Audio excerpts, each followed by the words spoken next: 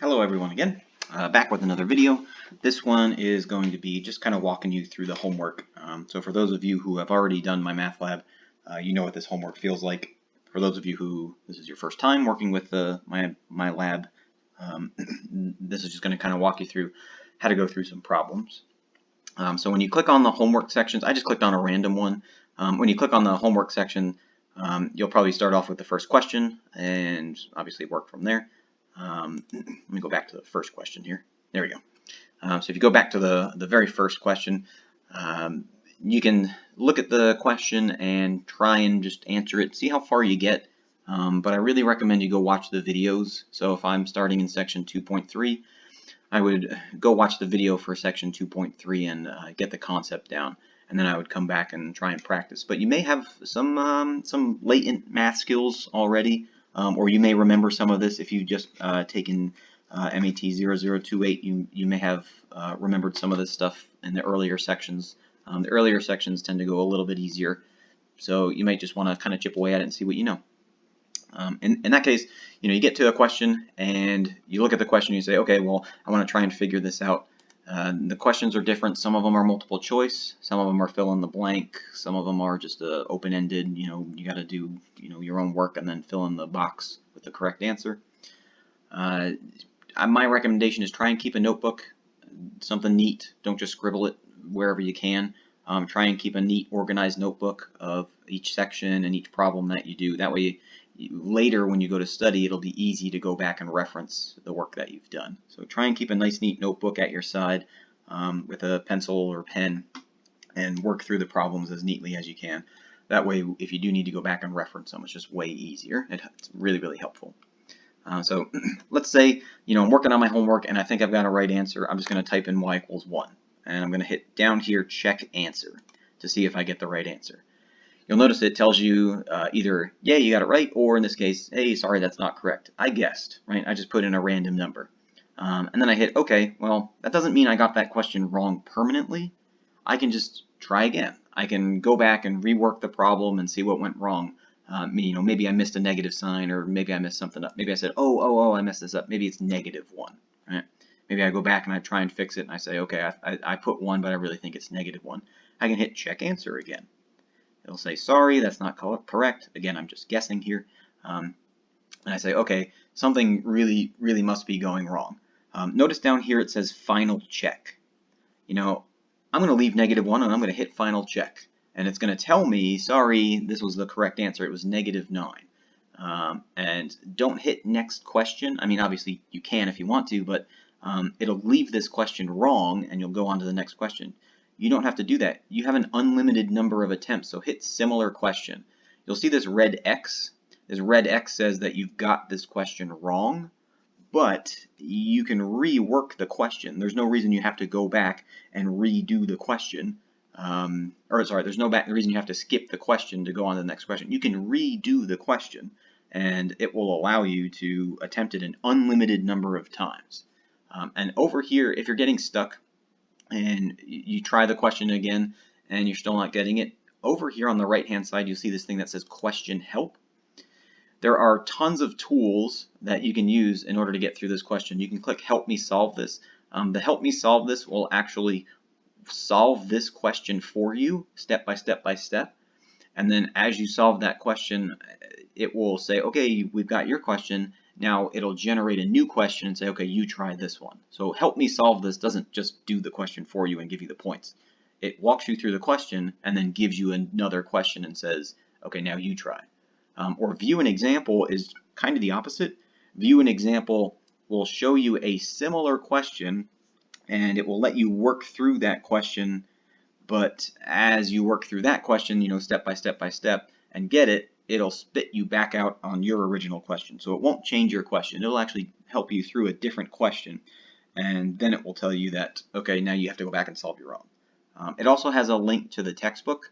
So if you're looking for a similar example out of the textbook, you can just hit the textbook. It'll take you right to it, right to the page, right to the section, right to the same problem. The nice thing about the way this is designed is this is homework from section 2.3.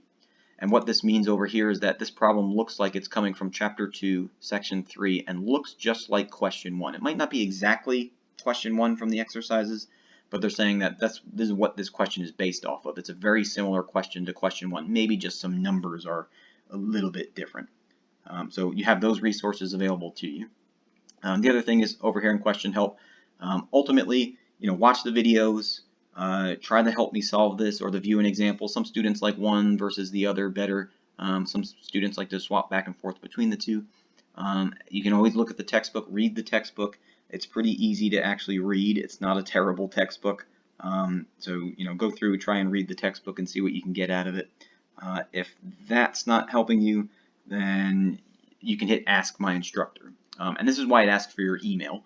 So you can actually click on this Ask My Instructor and it'll just pull up a screen, and all you have to do is email me.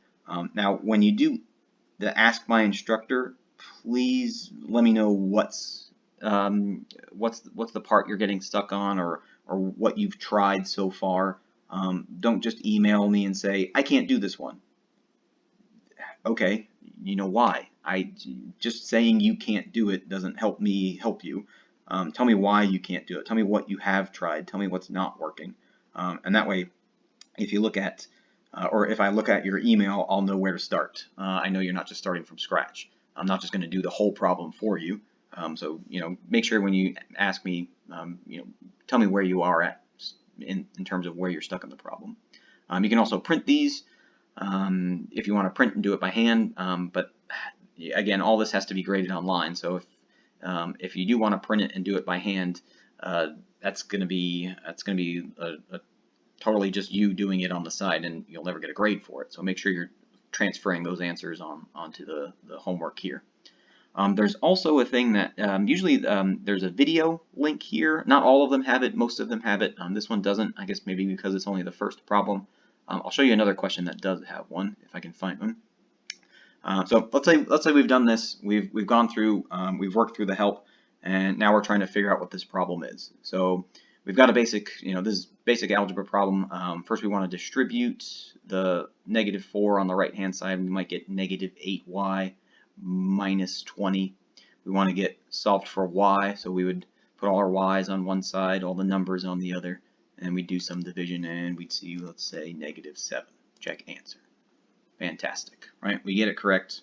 Now we can just move on to the next question. And it will save that question previously. You could still go back to it using these arrows, left or right. You can go back or forward between questions.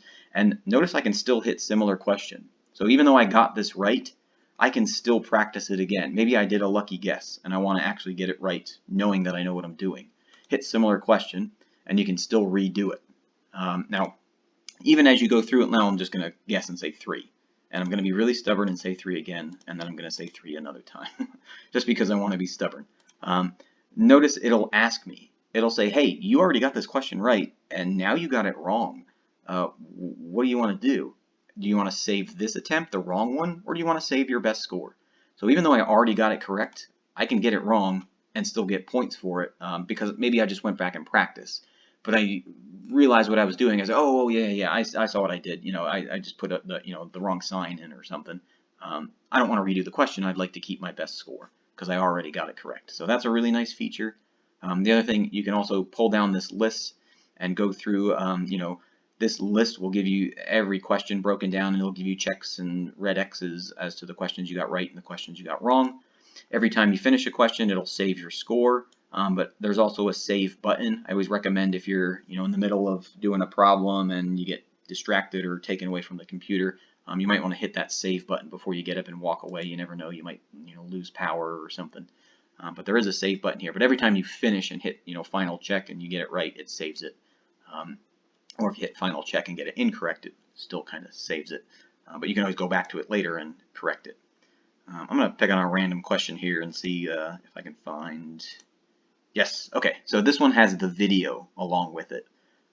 Most of the questions do, not all of them, but you can see this one, the other one, the previous one, did not have this video link. This one actually has the video link. So if you're on this question and you're working and you're struggling and you're not exactly sure what the answer is or how to get there, and maybe view an example or help me solve this isn't working, you can click on the video and it'll take you to the author of the textbook. And again, she just stands in front of a whiteboard and shows you how to solve the problem.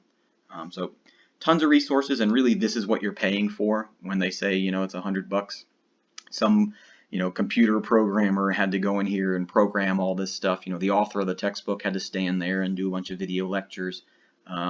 So all this stuff, all this bells and whistles, as they like to say, is really the expensive stuff that you're paying for. So feel free to use it. And then, of course, the homework, just keep chipping away at the homework.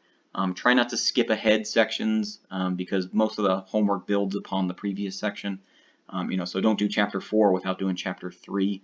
Sometimes students, if they, you know, they say, oh, I don't like fractions, so I'll skip the whole section on fractions. Well, you know, that's going to hurt you later because, you know, math is like you're trying to lay down this foundation. If you don't lay down the foundation and start building the second story without finishing the first story, then, you know, things are going to start to collapse. So try not to skip ahead. It's okay to skip around a little, but make sure you're going back and filling in those gaps. If you ever get stuck, you know, try all these question helps.